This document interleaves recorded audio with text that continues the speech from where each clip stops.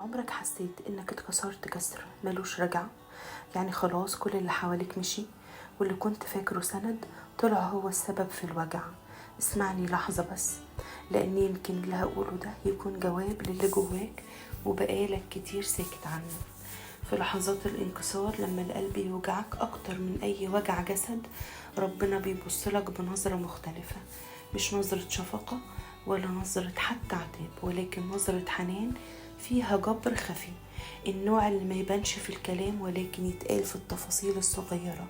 لما تلاقي باب بيتقفل قدامك وبعدها يتفتح باب تاني عمرك ما كنت تحلم بيه. ربنا عمره ما بيكسر قلبه ويسيبه، هو يمكن يسمح بانكسار علشان يعيد تشكيلك، بس دايما في آخر المشهد فيه جبر. فاكر لما العذراء راحت لبيت أليصابات وكانت هي نفسها لسه في بداية حملها، صغيرة وضعيفة، ومع كده راحت تفرح وتخدم غيرها، وربنا كافئها بكلمة من أليصابات قالت لها: طوبى للتي آمنت أن يتم ما قيل لها من قبل الرب.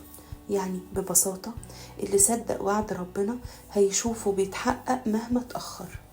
كل مرة بتقول فيها خلاص الأمل راح، ربنا بيقولك في السر إنه لسه هنا، واللي خلقك عارف وجعك، واللي سمح بالدمعة وعدك بالفرحة. بس ساعات الجبر بيجي بعد صبر طويل، علشان لما يجي تعرف قيمته وتحس بيه وبكل كيانك. في ناس فاكرة إنه جبر الخاطر يعني إن ربنا يشيل الوجع على طول، بس الحقيقة إن الجبر ساعات بيبدأ من جواك، من اللحظة اللي قلبك فيها يبتدي يهدى بعد ما كان بيصرخ، اللحظة اللي تحس فيها إنك مش لوحدك في الحرب دي، وإن في إيد بتطبطب عليك وإنت مش شايفها. ربنا مش بينسى الدمعة ولا التنهيدة اللي خرجت منك وإنت بتقول يا رب.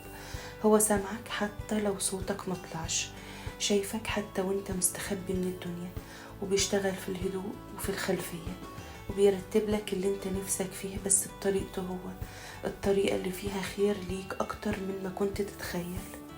يمكن انت دلوقتي في النص، لا وصلت للنهاية ولا حتى رجعت للبداية، بس صدقني النص ده مش فراغ، ده المكان اللي ربنا بيكتب فيه تفاصيل الجبر. كل حاجة بتحصل ليك حتى اللي وجعتك هي خيوط في لوحة أكبر بكتير من اللي انت شايفها دلوقتي. مفيش وجع بيضيع عند ربنا، مفيش كسرة بتعدي من غير قصد، اللي بيكسر بيبقى عايز يبنيك من جديد على شكل تاني أنضج وأقرب ليه. وعلشان كده مهما تأخر الجبر اوعى تفقد الأمل، لسه فيه أمل، وطول ما قلبك بينادي يا رب يبقى الأمل لسه عايش. عارف لما تكون ماشي في طريق مظلم